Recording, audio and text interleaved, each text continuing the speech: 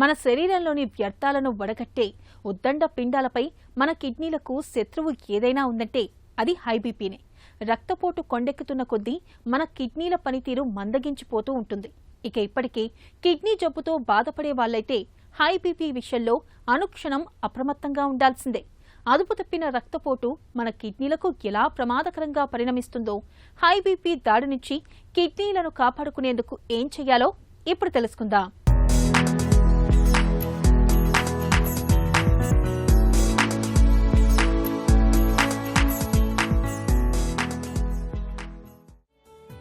High BP రక్తనాళాల్లో చిన్నపాటి సునామీని సృష్టించే సమస్య ఇది. కర్ణుడి చావుకు కారణాలు అనేకం అన్నట్టు హై బీపీ రావటానికి కూడా మధుమేహం, అధిక బరువు, ధూమపానం, ఉప్పును ఎక్కువగా వాడటం, మద్యపానం, శారీరక శ్రమ లేని జీవితం, ఆందోళనలు, ఒత్తిళ్లు తదితర సవాలక్ష కారణాలు కనిపిస్తాయి. అయితే చాలా కాలంగా హై బీపీ నియంత్రణలో లేని వారిలో ప్రధానంగా రక్తనాళాల ఆరోగ్యం దెబ్బతింటుంది. ఆ మేరకు రక్తనాళాలు అత్యధికంగా ఉండే కిడ్నీల పనితీరు మందగిస్తుంది. దాంతో కిడ్నీలు రక్తపోటును సరిగ్గా నియంత్రించలేవు. దీంతో బీపీ మరింత పెరుగుతుంది. ఈ రకంగా హై బీపీ అనేది కిడ్నీలను దెబ్బతీస్తే అలా దెబ్బతిన్న కిడ్నీల వల్ల రక్తపోటు మరింత ఎక్కువ అవుతుంది. రక్తపోటు డిఫైన్ చేసుకోవాలి అంటే మన నార్మల్ బ్లడ్ ప్రెషర్ 120/80కి తక్కువగా ఉండాలండి. 120 కంటే 80 కంటే ఎక్కువ ఉంటే ప్రీ హైపర్ టెన్షన్ అంటాం, 130 వరకు. సో 130 దాటింది అంటే బ్లడ్ ప్రెషర్ స్టార్ట్ అయిందని అర్థం అండి. 130 నుంచి 140ని స్టేజ్ 1 హైపర్ టెన్షన్ అంటాము. 140 దాటింది అంటే స్టేజ్ 2 హైపర్ టెన్షన్ అంటాం.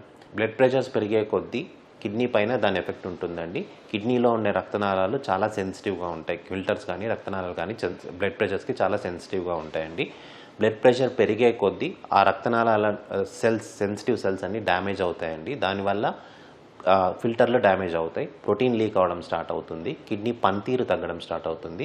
స్లోగా కొన్ని ఏళ్ళు గడిచే కొద్దీ బ్లడ్ ప్రెషర్ అలాగే కంటిన్యూ అయ్యే కొద్దీ కిడ్నీ పనితీరు తగ్గిపోయి కిడ్నీ ఫెయిల్ అయ్యే అవకాశాలు పెరిగిపోతాయండి.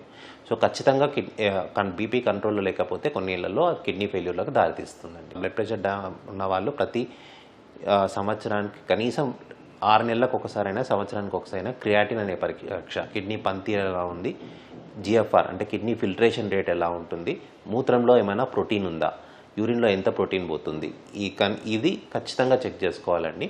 కిడ్నీ పనితీరు తగ్గడం అంటే జిఎఫ్ఆర్ తగ్గడము, లేదా మూత్రంలో ప్రోటీన్ పోవడం అంటే more than 30 milligrams of albumin కంటే ఎక్కువ పోవడం, ఆర్ 150 మిల్లీగ్రామ్స్ కంటే ప్రోటీన్ లాస్ ఎక్కువగా ఉంది అంటే మాత్రం కిడ్నీ డ్యామేజ్ అవ్వడం స్టార్ట్ అయిందని అర్థం అండి. అదే early signs of kidney damage. So మూత్రంలో ప్రోటీన్ పోతున్నా, రక్తం పడుతున్నా, కిడ్నీ పనితీరు తగ్గుతున్నా అంటే గ్లోమెరులర్ ఫిల్ట్రేషన్ రేట్ జిఎఫ్ఆర్ అంటాం, అది తగ్గుతూ ఉన్నా కిడ్నీ డ్యామేజ్ అవుతుందని అర్థం. సో ఖచ్చితంగా ఆ టైంలో బ్లడ్ ప్రెషర్స్ని కంట్రోల్ పెట్టుకొని రెగ్యులర్ ఫాలోఅప్లో ఉండి మెయింటైన్ చేసుకోవాల్సి ఉంటుందండి. మన దేశంలో కిడ్నీ జబ్బులతో బాధపడుతున్నవారు దాదాపు 20 లక్షల దాకా ఉన్నారని ఒక అంచనా. ఏటా 2 లక్షల మంది కొత్త కిడ్నీ రోగులు ఈ సంఖ్యకు జత చేరుతున్నారని కూడా తెలుస్తోంది. మన రాజధానిలోనే దాదాపు 30 నుండి 40 వేల మంది కిడ్నీ జబ్బుల బారిన పడి డయాలసిస్ మీద ఉన్నారంటే పరిస్థితిని అర్థం చేసుకోవచ్చు. ఈ కిడ్నీ సమస్యలకు ప్రధాన కారణం హైబీపీనే. హైబీపీ బారిన పడ్డవారిలో కిడ్నీ పనితీరు క్రమంగా మందగిస్తూ అది చివరకు కిడ్నీ ఫెయిల్యూర్కు దారితీసే ప్రమాదం ఏర్పడుతుంది. అందుకే ఒక్కసారి హైబీపీ ఉందని తెలిస్తే దాన్ని ఎలాగైనా సరే నియంత్రణలో పెట్టుకోవాల్సిన అవసరం ఎంతైనా ఉంటుంది. మొట్టమొదటి రూల్ ఏంటండి మన బ్లడ్ ప్రెషర్స్ 130/80 కంటే తక్కువగా మెయింటైన్ కావాలి. మందులు వాడి, ఎక్సర్సైజు, డైటు, వీటన్నిటితోటి. ఏదైనా ప్రోటీన్ ప్రాబ్లం, యూరిన్లో ప్రోటీన్ కనుక పోతుంది అంటే 120/80 లోపట్నే బీపీ మెయింటైన్ అవ్వాల్సి ఉంటుందండి. దాన్ని మెయింటైన్ చేయడానికి ఫస్ట్ ఆఫ్ ఆల్ మన లైఫ్ స్టైల్ మోడిఫికేషన్స్ అంటాం. అంటే మన రోజు రెగ్యులర్గా వాకింగ్ చేయడము, స్లీప్ మంచిగా మెయింటైన్ చేసుకోవడము, ఆల్కహాల్, స్మోకింగ్ అలాంటి అలవాట్లు ఉంటే మానేయడము, తర్వాత more of vegetarian diet and non vegetarian diet, salt తగ్గించుకోవడము, అవుట్ సైడ్ ఫుడ్ తగ్గించుకోవడము, ఇవన్నీ కిడ్నీలను కాపాడే మార్గాలండి.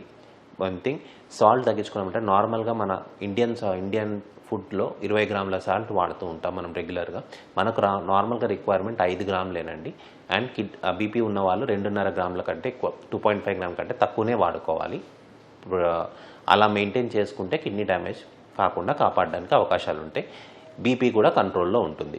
రెగ్యులర్గా డైలీ 30 మినిట్స్ వాకింగ్ చేయాలి. కనీసం వారానికి 5 రోజుల పాటు వాకింగ్ కూడా కంపల్సరీ చేయాలి. వాటితో రెస్పాండ్ అవ్వట్లేదు పేషెంట్ అన్నప్పుడే మందులకు వెళ్తాము. 130-120 లోపల బీపీ మెయింటైన్ చేయడానికి మందులు జీవితాంతం వాడాల్సి ఉంటుంది. వెరీ రేర్ కేసెస్లో మాత్రమే మరీ 100 లోపల బీపీ ఉంటే వాళ్ళకు తగ్గిస్తాం, కానీ యూజువల్గా ఒకసారి మొదలుపెట్టినప్పుడు లైఫ్ లాంగ్ ఖచ్చితంగా మెయింటైన్ చేయాలి. ఎన్ని మందులు వాడుతున్నాం అన్నది ఇంపార్టెంట్ కాదండి. ముఖ్యంగా బీపీ మన కంట్రోల్లో ఉందా లేదా, 120-80 లోపల మెయింటైన్ అవుతుందా లేదా అన్నదే ఇంపార్టెంట్. ఇది గుండెకి కిడ్నీకి రెండింటికి ఇంపార్టెంట్. ముందు ఫ్యూచర్లో డ్యామేజ్ జరగకుండా ఉండాలి అంటే బీపీ ఖచ్చితంగా 120-80 లోపల మెయింటైన్ అవ్వాలండి.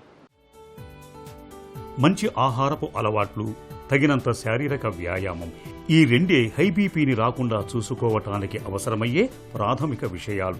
దీంతో పాటుగా ఉప్పు తక్కువగా తీసుకోవటం, మద్యపానం, ధూమపానాలకు దూరంగా ఉండటం, ఒత్తిళ్లను జాగ్రత్తగా అధిగమించటం, అధిక బరువు దరిచేరకుండా చూసుకోవటం తదితర ముందస్తు జాగ్రత్తల ద్వారా హై బీపీని, తద్వారా కిడ్నీ సమస్యలు దరిచేరకుండా నివారించుకోవచ్చు.